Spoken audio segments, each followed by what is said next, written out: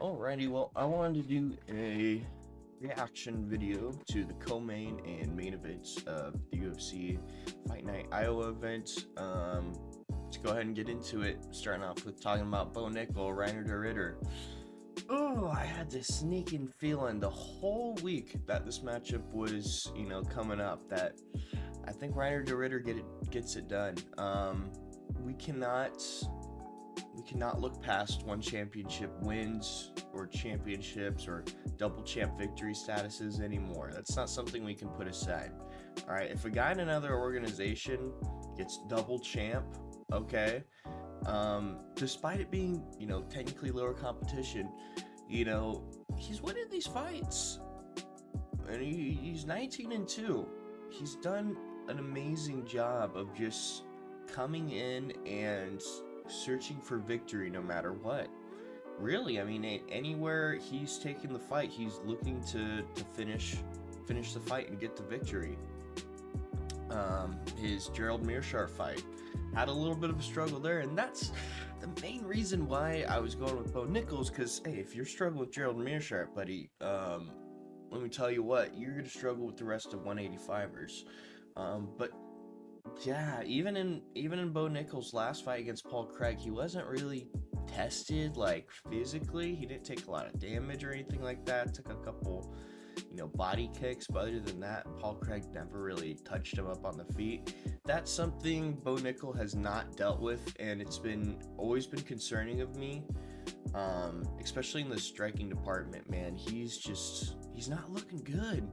What my question for Bo Nickal is this: what happened to all of those, my mom's taught me boxing, from a young age, I have striking, I used to do fist fights with kids, after tournaments were over, we'd fight in the hallways and just do these fights, it's like, where's that crazy chaotic energy of you fighting as a kid, or your mom constantly teaching you to strike? She was like a Golden Gloves champion type shit or whatever.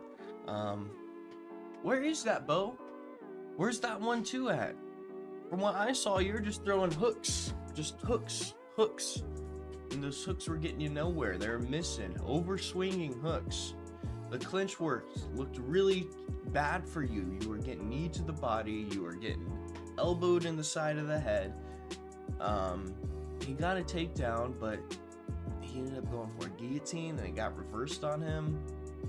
And he ended up being on his back, which, if you're a wrestler, you're taught being on your back is like, you're supposed to be on fire. You're supposed to get and he just sat there and he just took it.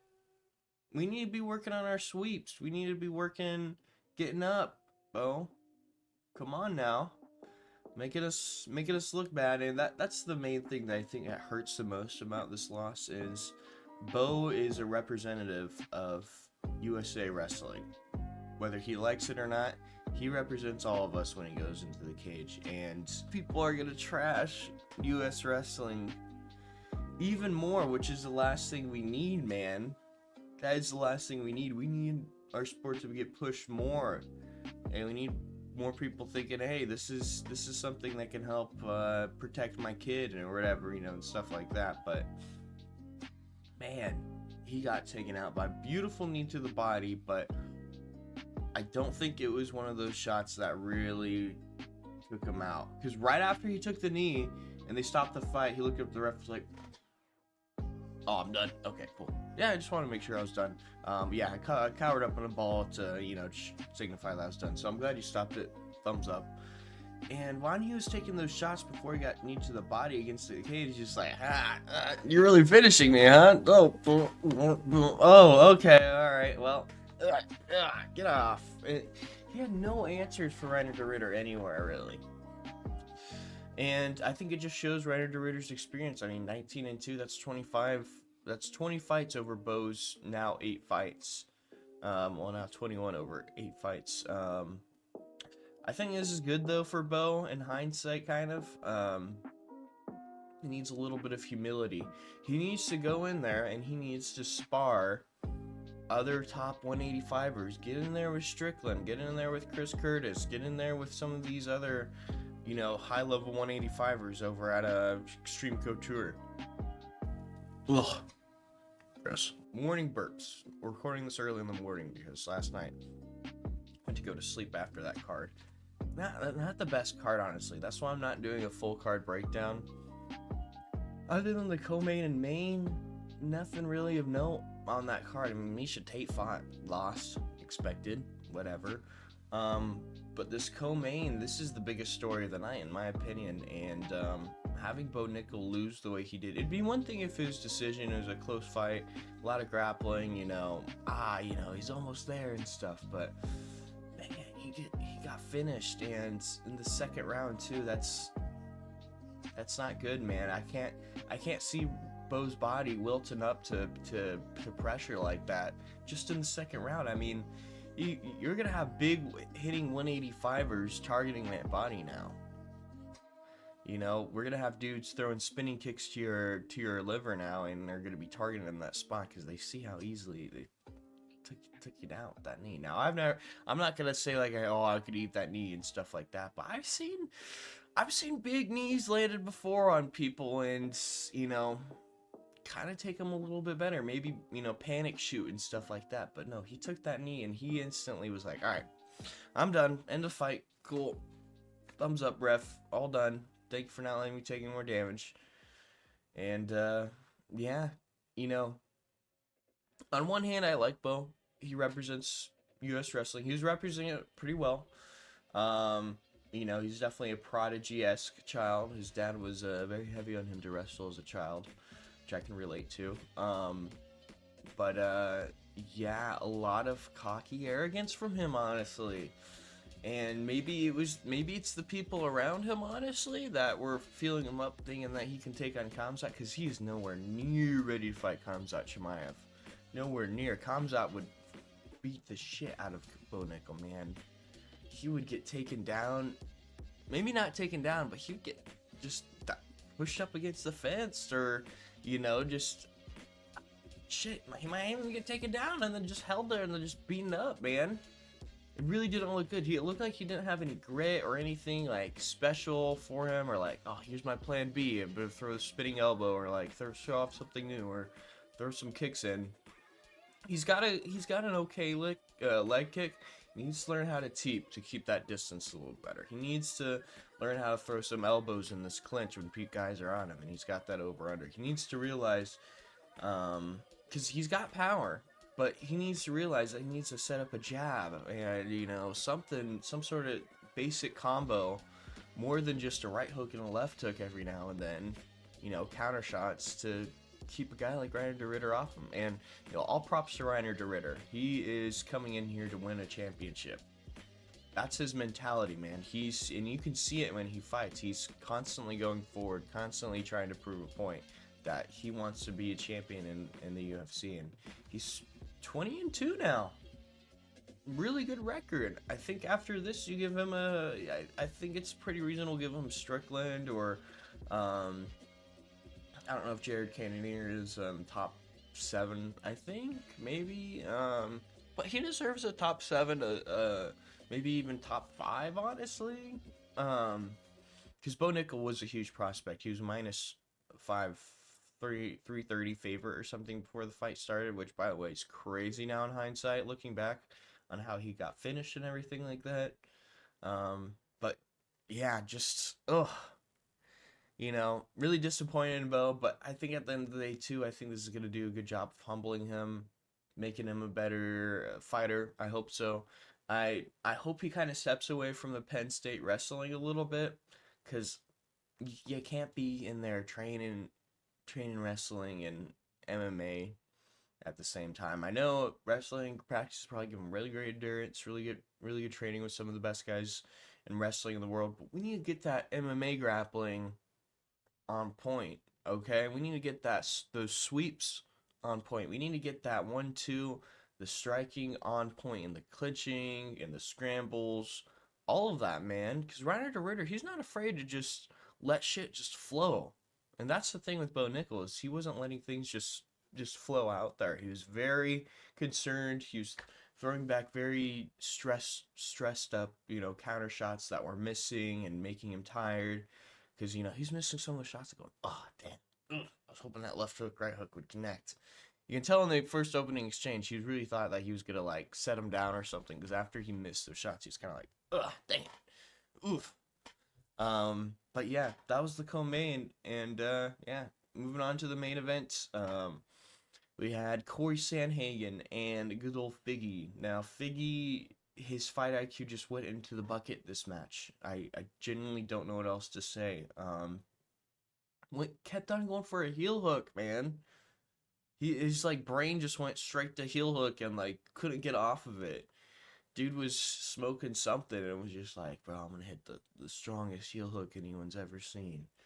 And his coaches must have been like, yeah, you can do it. Yeah, you can hit that heel hook. And dude just kept rolling for it and staying in that position. Of course, Sandhagen just stood on top of him and was just like, okay, pow, pow, pow, pow. And just started, like, giving him some shots to the face. And Corey's coach, I could hear him yell during the time. He's like, yeah, just stay there. Keep punching him. Keep doing that. Whatever. Like, you know what to do in this position. And this is something that Bo can learn from this main event here is how comfortable Corey Sandhagen is in a, kind of a 50-50 sweep position with having his leg like that and being able to just land some damage and stuff. Because that's something I haven't seen Bo Nickal really do with his grappling is get someone down and start landing some ground and pound, man. But anyways, stopping coping about Bo Nickal. Moving on to the main event, staying on the main event. Corey Sandhagen looked really good, man. He looked really good. His striking was on point. Grappling was on point as well. Now, I know Figgy's leg ended up popping or whatever, but I think Corey Sandhagen was just going to end up TKOing him by the end of that round anyways, by the way things were going. I mean, he just kept getting on top. He got a beautiful double leg, an absolutely beautiful timed double leg, which I don't think a lot of people realize Corey Sandhagen is a double-legger, man. He's going to get in there, and he's going to fake shots, and he's going to take you down if he sees the opportunity. And that's something that's going to be very difficult for future matchups, even for Merab and, to deal with. If Merab's having to defend takedowns, and he's worried about a takedown coming from Sandhagen, and he hits him with a...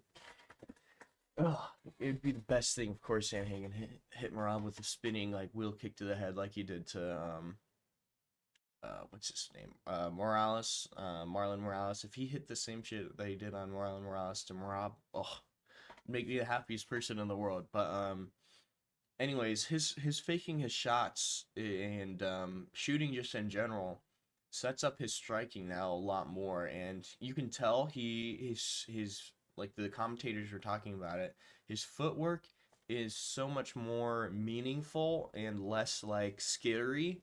It's much more, I'm coming here, I'm sitting down on this, here we are, like I'm gonna, move around a little bit, but for the most part, he doesn't need to move like crazy, man. He keeps his hands very active. He's that's something too a lot.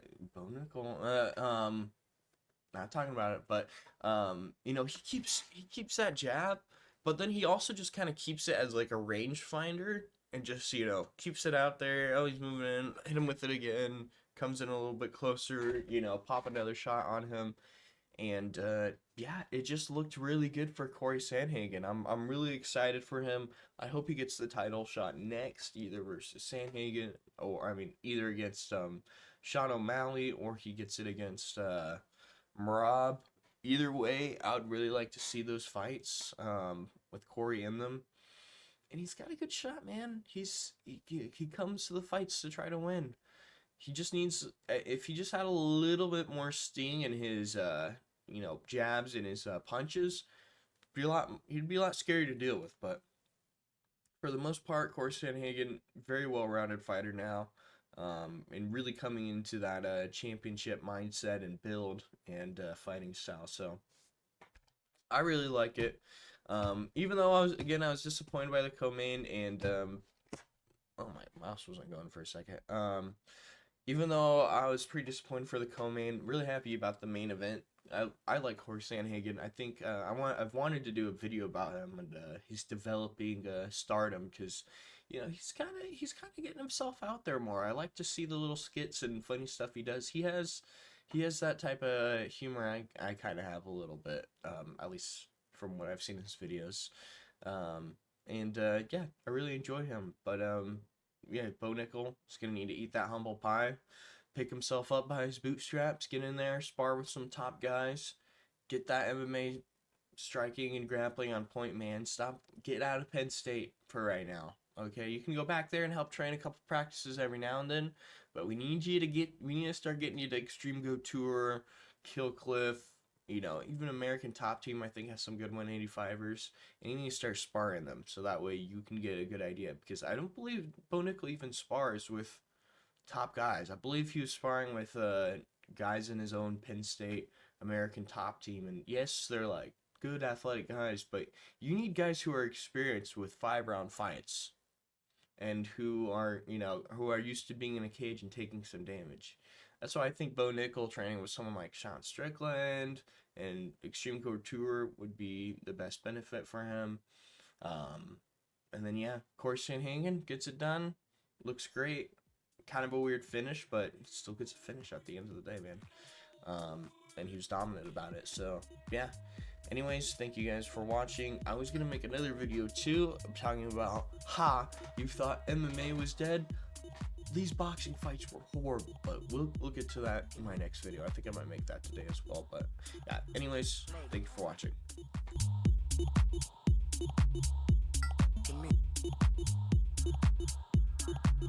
Nigga.